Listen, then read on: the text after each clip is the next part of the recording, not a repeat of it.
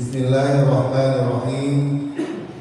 Wa an Abdullah bin Amr bin As radhiyallahu anhuma an Nabi sallallahu alaihi wasallam qala al-muslimu man salima al-muslimuna min lisanihi wa yadihi wal muhajiru man hajara ma nahallahu anhu muttafaqun alaihi.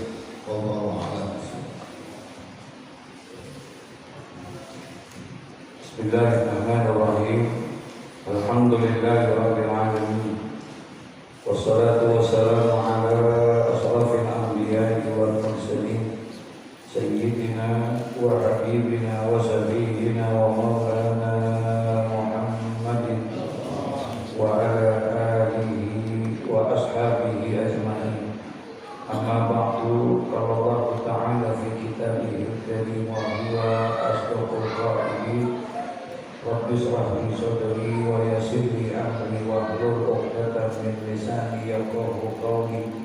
Rabbi yassir wa la tu'assir, rabbi talmin bil khair. Subhanaka la ilma lana illa ma 'allamtana innaka antal alimul hakim. Wa la hawla wa la quwwata illa billahil aliyyil azim. Wa an Abdullah bin Amr bin As radhiyallahu anhuma anin Nabi sallallahu alaihi wasallam qala al-muslimu man salima al-muslimuna min lisanihi wa yadihi wal muhajiru man hajara ma nahallahu anhu muttafaqun alaihi. Gitu ya.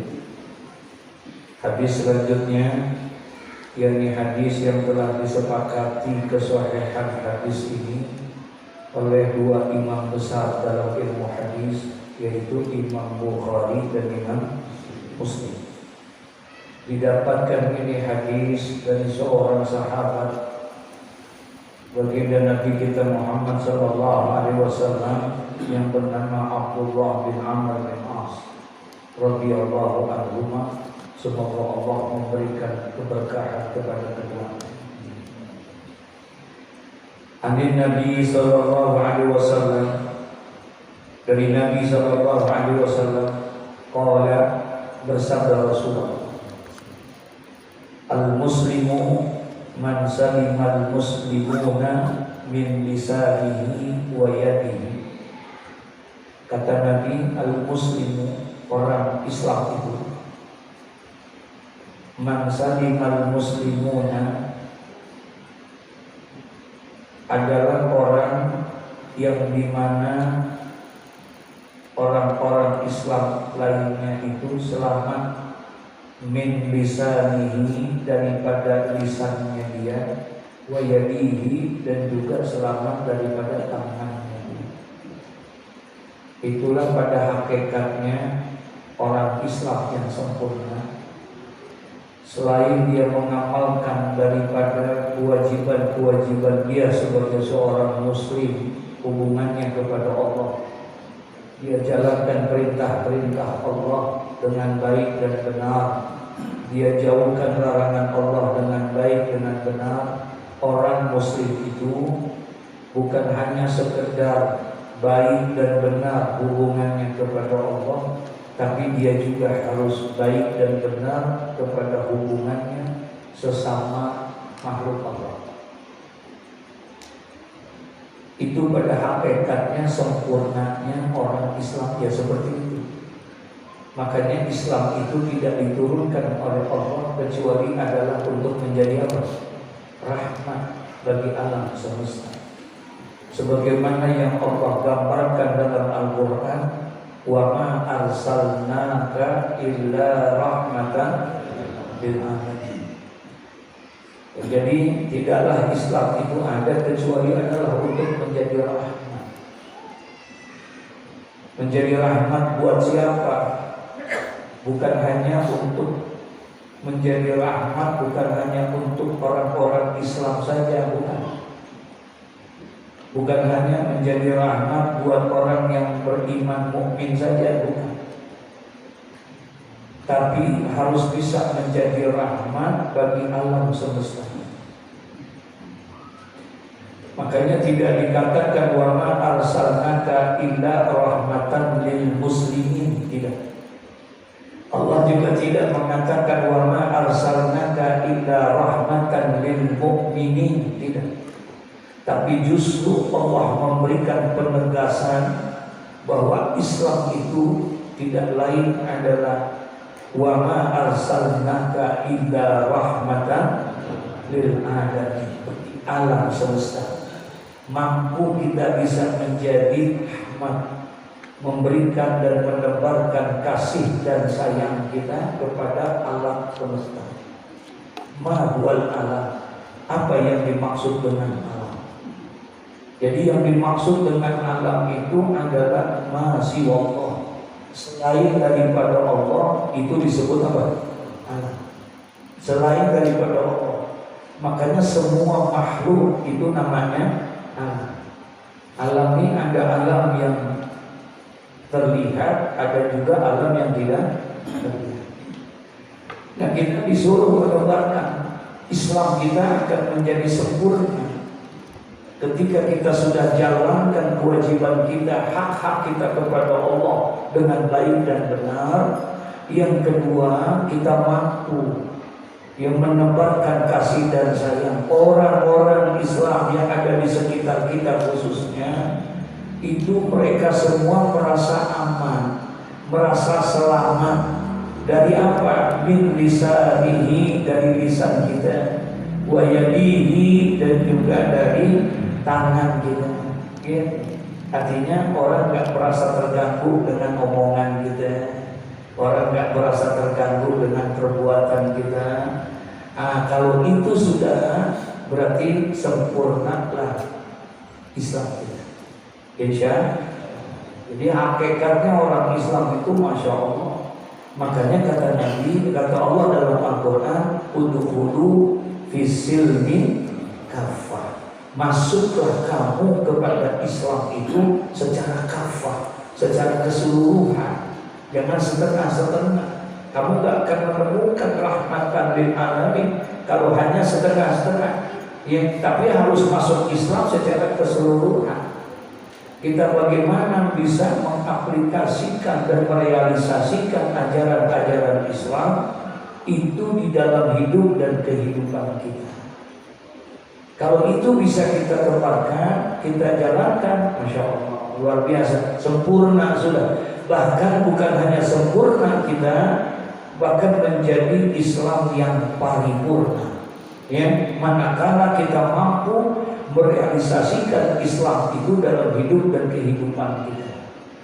Nah, selama ini kecenderungan kita dalam Islam itu fokusnya kita kepada masalah-masalah ubudiyah di dalam kaitannya kepada hukum-hukumnya.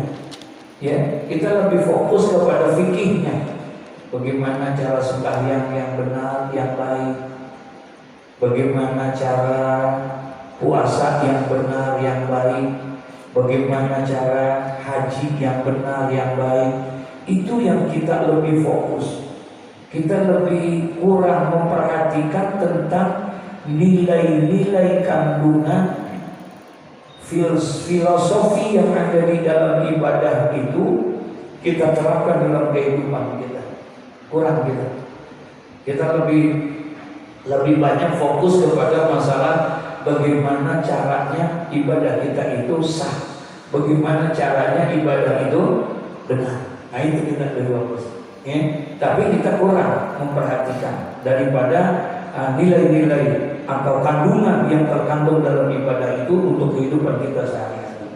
Ada orang puasanya rajin banget, bukan hanya Ramadan, tapi puasa Senin Kamis juga dijalani. Bahkan Yaumul Bid puasa setiap tanggal 13, 14, 15 dikerjain. Ramadan dikerjain, Senin Kamis dikerjain, setiap pertengahan bulan dikerjain. Bagus untuk gitu. Luar biasa dia rajin tuh, puasanya luar biasa puasanya. Tapi ternyata dalam kehidupannya jadi orang yang pelit. Paham tuh? Ya, jadi orang yang bakhil, berarti dia nggak memahami makna puasa. Dia nggak mengamalkan apa yang diajarkan oleh puasa. Padahal puasa begitu mengajarkan kita sedemikian rupa supaya tumbuh kepedulian kita kepada orang. Kita kurang memperhatikan hal yang seperti itu.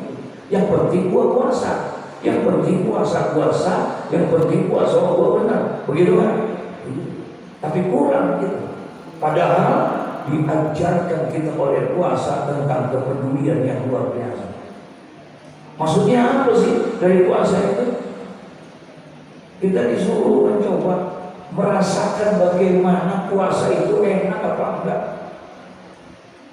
Tidak makan dari pagi sampai sore enak apa enggak. Kita tidak makan dan tidak minum dari subuh sampai maghrib. Diajarkan kita suruh ngerasain enak apa. Ternyata kita udah ngerasain itu.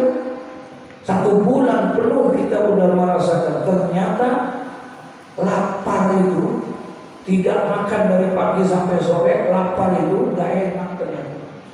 Ya, ternyata gak enak. Siang-siang yang biasa makan karena puasa jadi makan gak makan. Kita rasain ternyata lapar itu gak enak, haus itu gak enak. Nah, kita gak ambil hikmah.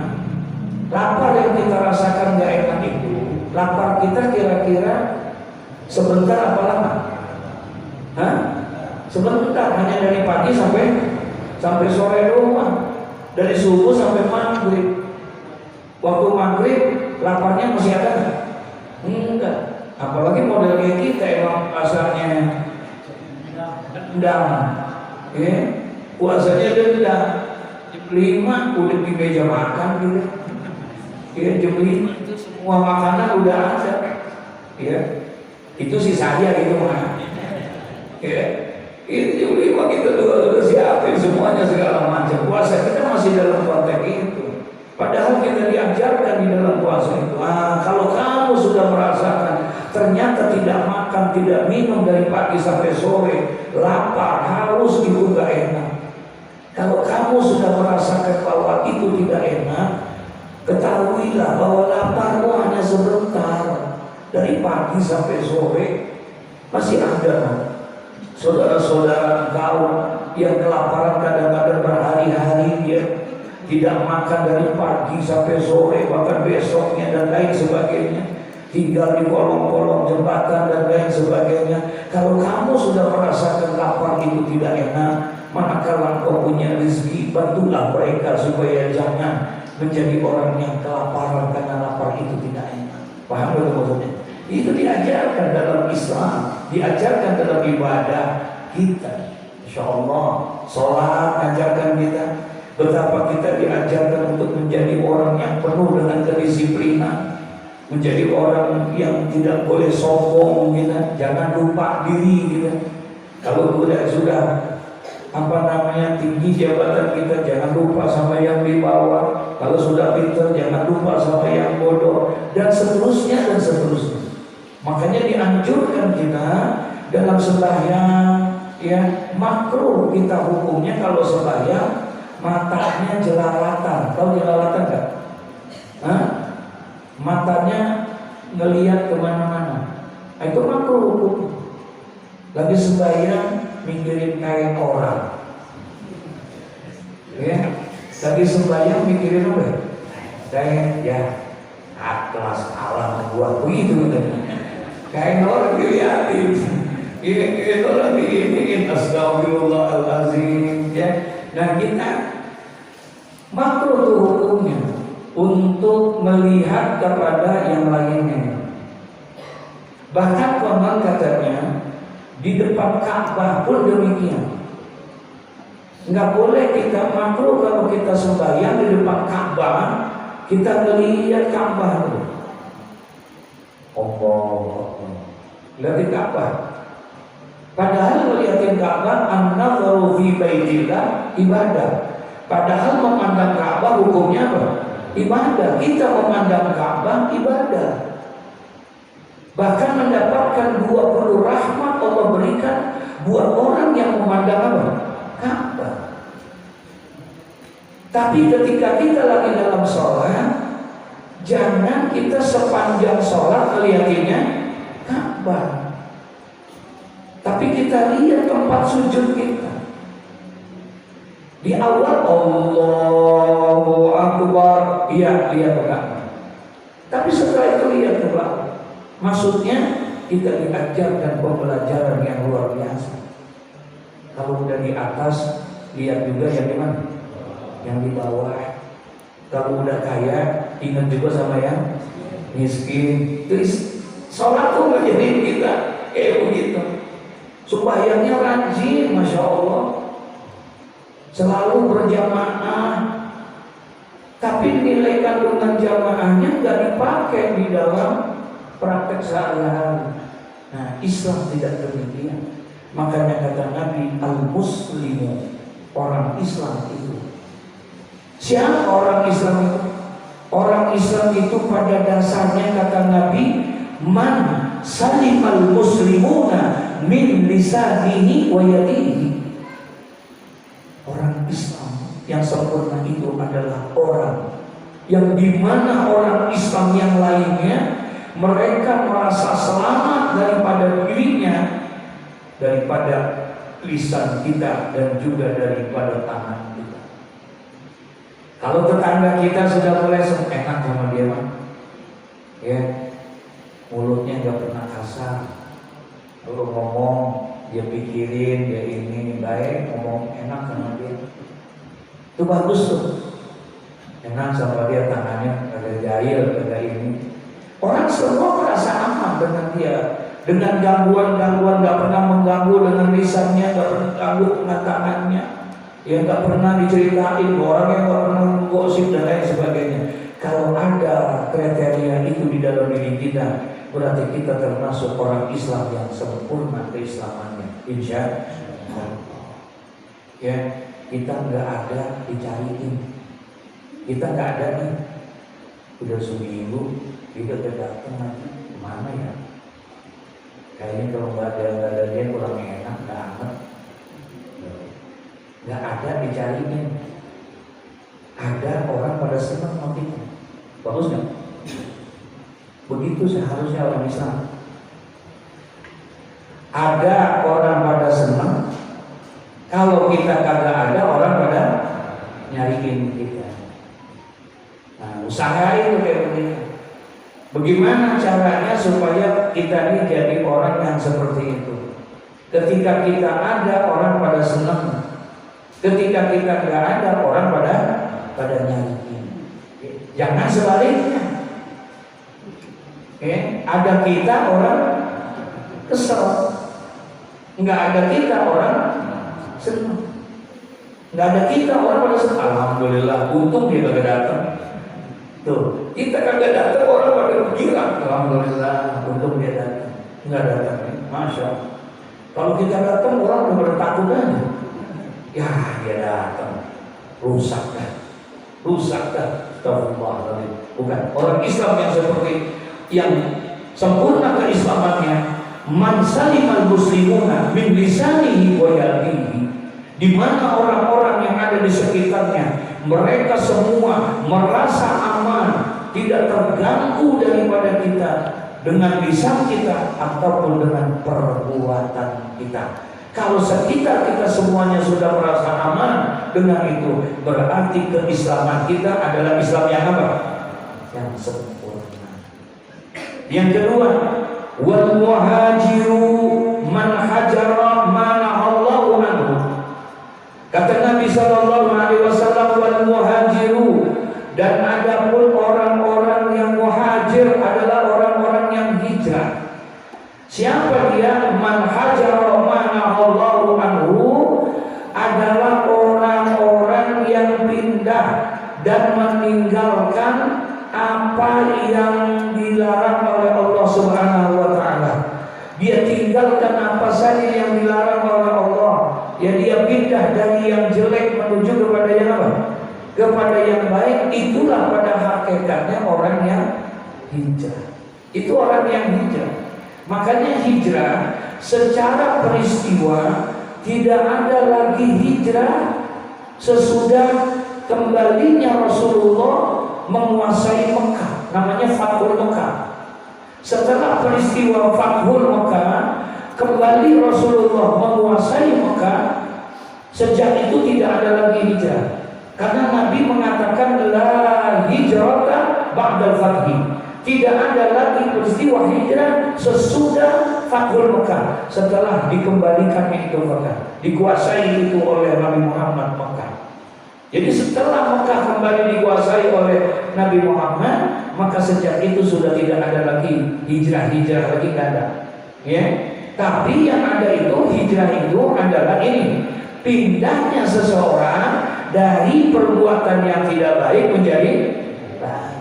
Meninggalkan seseorang perbuatan yang dilarang oleh Allah, itu adalah hijrah.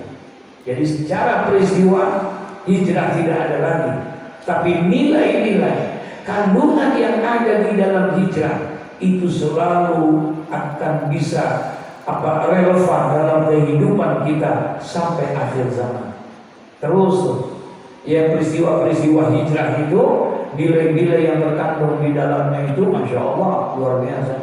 Abu Bakar pergi bersama Nabi, Sayyidina Umar, semua para sahabat ya, mereka pergi meninggalkan daripada kota kelahirannya. Dia tinggalkan rumahnya, dia tinggalkan keluarganya, dia tinggalkan kampung halamannya, dia pergi bersama Nabi. Ya, kemana? Ke Madinah. Dia pergi, dia tinggalin. Apa sih yang dia cari? Apa yang dicari sama sekelas Abu Bakar? Abu Bakar tuh rela ninggalin kampungnya, ninggalin tanah kelahirannya, ninggalin usaha dan pekerjaannya. Dia tinggalin bisnisnya di kota Mekah, dia pergi ke Mekah. Kemana? Ke Madinah. Dia tinggalkan. Apa yang mau dicari sekelas Abu Bakar? Duit. Emang duitnya apa? Banyak, duitnya banyak. Dia bangsawan, dia tokoh, semuanya ada.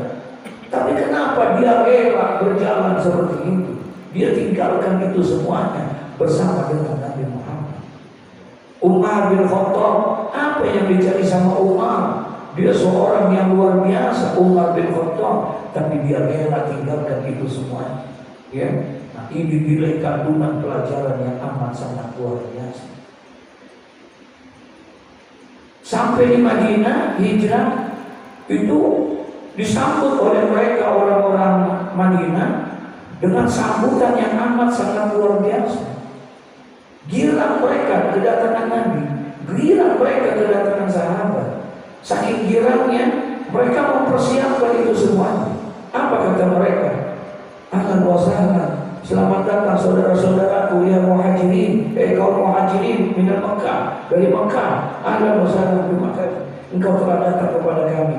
Silakan, kami punya rumah 2. Ini ada buat saya, 1 lagi buat engkau. Saya punya ini, silakan buat engkau, silakan buat engkau. Begitulah mereka menyambut kedatangan itu. Ya, karena saking girangnya mendapatkan dan menghormati daripada tamu-tamunya yang dari mana? Dari Mekah. Disambut oleh penduduk Madinah. Saya punya rumah 2, saya punya toko 2, saya punya semua, saya punya gini. Ya, kalau gini sih enggak kali. Saya punya ini itu semuanya, silakan katanya ini kan. Tapi jawaban orang Mekah luar biasa. Ketika ditawari itu semuanya, terima kasih saudara-saudaraku, wahai kaum Madinah, kaum Ansor, engkau telah memberikan yang luar biasa. Engkau telah menerima kami, bahkan memberikan fasilitas kepada kami. Ya, bukan kami menolak rumah yang kau berikan, bukan kami menolak ini itu, tapi tunjukkanlah kepada kami kemana jalan menuju pasar. Paham ya teman-teman? Tunjukkan kepada kami jalan menuju. Kalau ke pasar mau ngapain? Orang pada ngapain? Pada dagang, pada usaha, pada itu. Artinya dia, iya terima kasih kau telah berikan, tapi bukan itu yang kami harapkan, tapi tunjukkan kepada kami di mana kami bisa berusaha dan bekerja. Satu sisi memaksakan untuk memberikan yang terbaik, tapi di sisi lain dia tidak semena-mena mendapatkan itu. Kalau model kayak kita dikasih rumah begitu, bagaimana? Ambil apa itu? Tapi mereka enggak, masya Allah, luar biasa sahabat kaum muhajirin dan kaum ansor. Nah, pengertian orang yang muhajir, yakni orang yang dimaksud orang yang berhijrah itu siapa dia? Yaitu orang yang meninggalkan daripada man hajara ma nahallahu anhu, adalah orang yang mampu meninggalkan apa yang dilarang oleh Allah Subhanahu wa taala. Berarti orang itu telah melakukan satu hijrah. Ya, mereka sudah meninggalkan dari perbuatan yang dilarang oleh Allah. Wa anhu radhiyallahu anhu. Wa anhu yakni wa an Abdullah bin Amr bin As. Ya, hukumnya kembali ke atas Abdullah bin Amr bin As. Wa an Abdullah bin Amr bin As radhiyallahu anhu qala kana ala saqal Nabi sallallahu alaihi wasallam rajulun yuqalu lahu Kirkirah famata faqala Rasulullah sallallahu alaihi wasallam huwa fi nar fazahabu yanzuru ilaihi fawajadu aba'atan qad khallaha rawahu Bukhari. Masyaallah. Dan bersabda Nabi sallallahu alaihi wasallam, kata Nabi Muhammad sallallahu alaihi wasallam, kana ala saqal Nabi sallallahu alaihi wasallam, ada seseorang ala saqal Nabi sallallahu alaihi wasallam rajul, ada seseorang yang selalu menjaga perbekalan daripada Nabi sallallahu alaihi wasallam. Ala saqal, sesuatu yang barang-barang yang dibawa Nabi itu dia yang jaga, dia yang ini. Karena ada saqal Nabi sallallahu alaihi wasallam rajulun, ada seseorang yang memang dia biasa menjaga perbekalan Nabi Muhammad sallallahu alaihi wasallam. Yuqalu lahu, sering dipanggil ini orang, namanya itu siapa? Kirkirah. Namanya Kirkirah, ya. Namanya Kirkirah. Famata, kemudian Kirkirah meninggal dunia. Ya. Kemudian Kirkirahnya itu meninggal dunia. Faqala Rasulullah sallallahu alaihi wasallam, kemudian berkata Rasulullah sallallahu alaihi wasallam, huwa finnar, dia tuh kira-kira yang meninggal dunia itu masuk ke dalam. Ini yang ngomong siapa? Nanti huwa finnar, dia berada di dalam neraka. ya Allah. Padahal dia orang selalu membawa perbekalan siapa? Nabi. Dia selalu, berarti kalau begitu dekat sama Nabi. Hah? Dekat sama Nabi. Dekat dia sama Nabi. Si kira-kira ini, karena dia selalu biasa membawa daripada barang-barang ala sakali Nabi Sallallahu Alaihi Wasallam yang perbekalan Nabi semuanya dibawa. Tapi ketika dia meninggal dunia, faqala Rasulullah Sallallahu Alaihi Wasallam huwa finnar, maka dia itu masuk di dalam neraka. Nah, sahabat dengar begitu heran, bingung lah, ya orang dekat mana Nabi bisa masuk apa? Bisa masuk neraka. Kenapa dia? Fazahabu, maka para sahabat pun mencoba yang untuk apa? Mencari tahu, menyelidiki, yang suruna ilaihi. Fazahabu, maka pergilah itu para sahabat untuk menyelidiki, mencari tahu ilaihi, tentang kira-kira ini apa yang menyebabkan dia ini kok bisa apa? Masuk neraka. Padahal ini orang selalu bersama Nabi, selalu membawa perbekalan Nabi. Kok bisa seperti itu? Kenapa dia bisa seperti itu? Dicarilah fazahabu, ya, yang suruna ilaihi, maka pergilah itu para sahabat, kemudian mereka menyelidiki daripada kira-kira ini, dicari tahu dia. Kemudian fawajadu, maka ditemukan oleh sahabat, ya, ditemukan oleh sahabat apa yang menyebabkan dia masuk neraka. Apa tuh? Aba'atan qad ghallaha. Jadi yang namanya kira-kira, betul dia dekat sama Nabi, betul dia selalu membantu dan membawa perbekalan Nabi Muhammad SAW. Tapi kenapa kok ketika dia meninggal dunia, Nabi memberikan gambaran bahwa kira-kira itu huwa finnar, dia berada di dalam neraka. Ternyata setelah dicari tahu oleh sahabat, fawajadu, maka ditemukanlah oleh para sahabat aba'atan qad ghallaha, bahwa sesungguhnya si kira-kira itu, ya, seringkali, beberapa kali dia itu suka menyembunyikan barang yang ada dititipkan itu dari barang rampasan.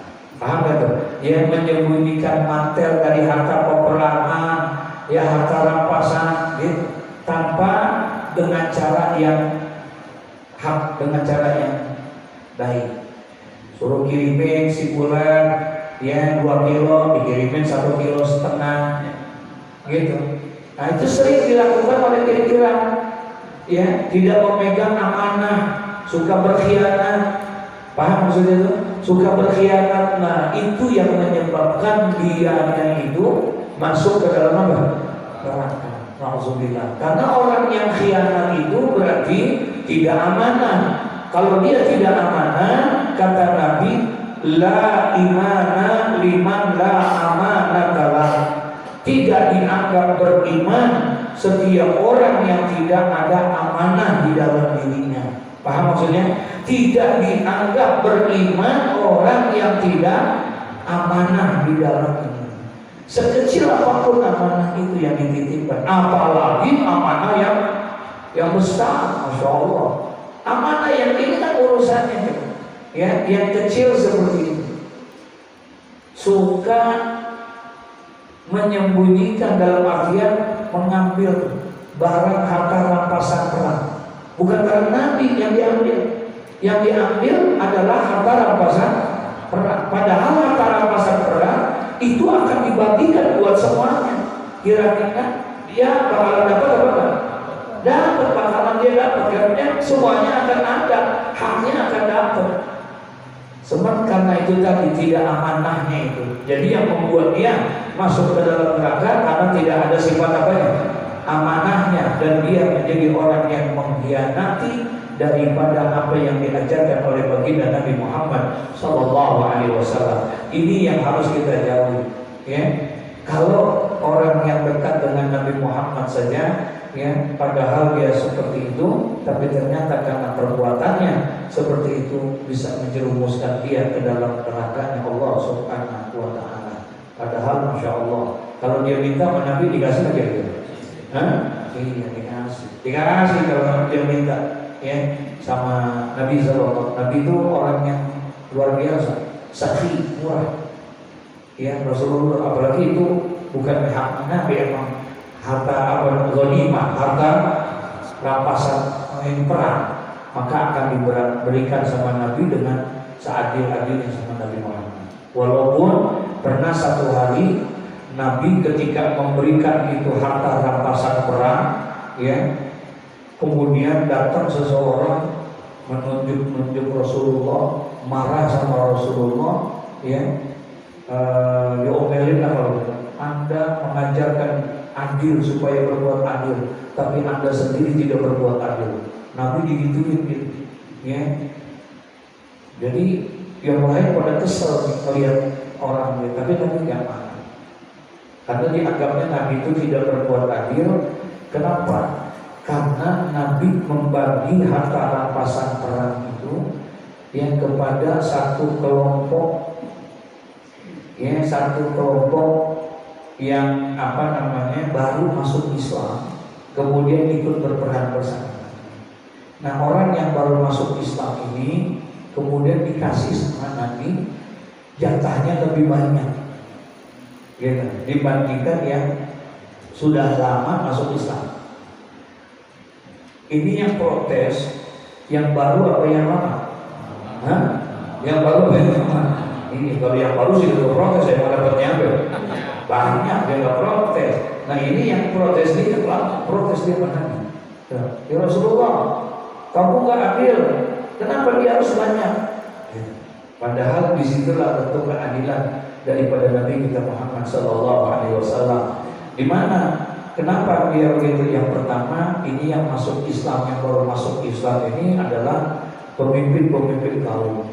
Dia masuk Islam, dan dia orang yang baru, imannya masih belum kuat. Kalau diberikan itu, maka Islam ini begini ya, baik ya, toleransinya bagus ya, perhatiannya ini ya, dan lain sebagainya.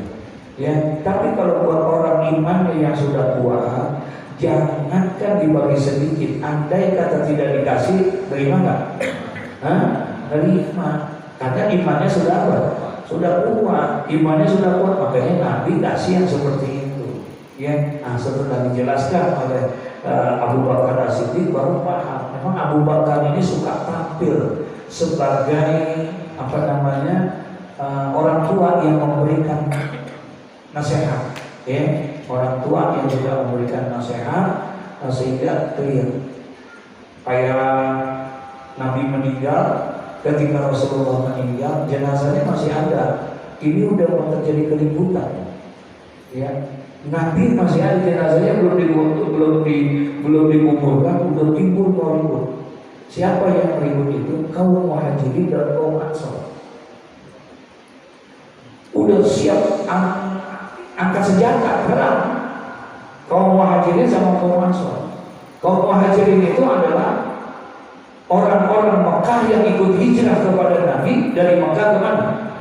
Ke Madinah. Namanya kaum Muhajirin. Sementara kaum Ansor adalah penduduk asli kota Madinah.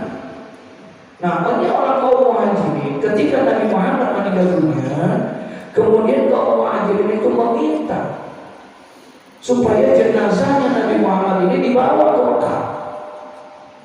Saudara-saudara kami orang Mekah, dan Rasulullah adalah orang Mekah. Dia lahir di kota Mekah.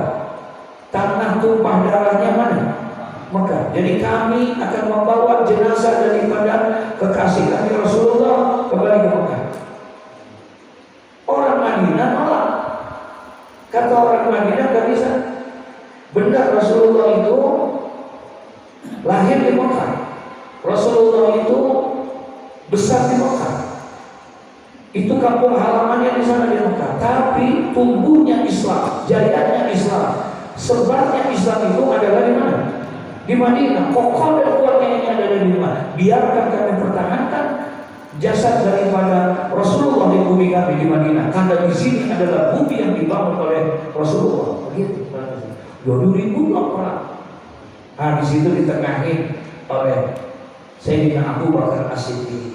Ya, intinya kata Abu Bakar Siddiq, ya, karena Rasulullah pernah berpesan kepadanya apa? Bahwa para nabi-nabi banyak meninggal dunia itu, kemudian dia dikuburkan di mana, di tempat dia meninggal dunia. Nah, aku pun kata Nabi Muhammad juga nanti ketika meninggal dunia, kuburkanlah aku di mana aku meninggal. Ya, jadi memang afdolnya begitu. Afdolnya itu kalau kita meninggal itu kuburkanlah di mana, di tempat kita meninggal seperti Rasulullah. Apa kata Sayyidina Abu Bakar? Ah, itulah pesan Rasulullah buat engkau kaum muhajirin, biarkanlah ini Rasulullah dikuburkan dan dimakamkan di kota Madinah. Biar kota Madinah jadi kota yang munawwar, yang bercahaya.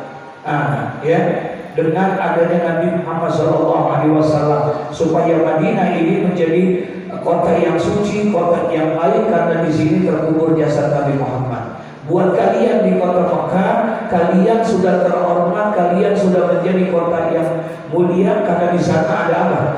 Ada Ka'bah, ada Baitullah. Biarkan di sini dikuburkan. Akhirnya diterima sama kaum muhajirin berkat pesan dan nasihat dari siapa? Sayyidina Abu Bakar As-Siddiq. Ya, jadi Abu Bakar itu memang adalah orang tua yang bijak, yang suka memberikan solusi untuk pada sahabat-sahabatnya. Ya, insyaallah. Nah, jadi itulah kenapa kok kira-kira ini si kira-kira, padahal kalau bicara dekat sama Nabi dekat kan ya? Dekat, karena dia orang yang selalu membawa, menjaga daripada perbekalan Nabi. Ya, dia yang bawa itu semuanya, masya Allah. Berarti kan dia sebetulnya orangnya dipercaya nggak? Dipercaya. Mungkin kebanyakan pede kali. Iya. Akhirnya lupa juga gitu. Gangguan setan luar biasa, masya Allah. Kata Nabi, fahuwa finnar, dia berada di dalam neraka. Semua sahabat bingung, kenapa kok bisa masuk ke dalam neraka? Padahal dia selalu bersama Nabi, dia selalu membawa perbekalan Nabi, apalagi kalau dalam peperangan dia yang bawa itu. Kira-kira kenapa? Fazahabu yanzuruna ilai, maka pergilah itu para sahabat berusaha untuk menyelidiki daripada apa penyebabnya Nabi mengatakan itu. Kenapa dia bisa masuk neraka? Fawajadu, kemudian mereka pun menemukan para sahabat. Apa? Ternyata aba'atan berghandah. Karena kira-kira ini seringkali yang pernah mengambil dan menyembunyikan mantel-mantel daripada rampasan perang. Ya, dia ambil secara yang tidak hak, yang bukan cara dengan cara yang baik. Riwayat Bukhari, hadis ini diriwayatkan oleh Imam Bukhari. Wa an Abi Bakr ila akhiri wallahu a'lam bishawab. Ya, mudah-mudahan dua hadis ini ada manfaat buat kita. Al-Fatihah.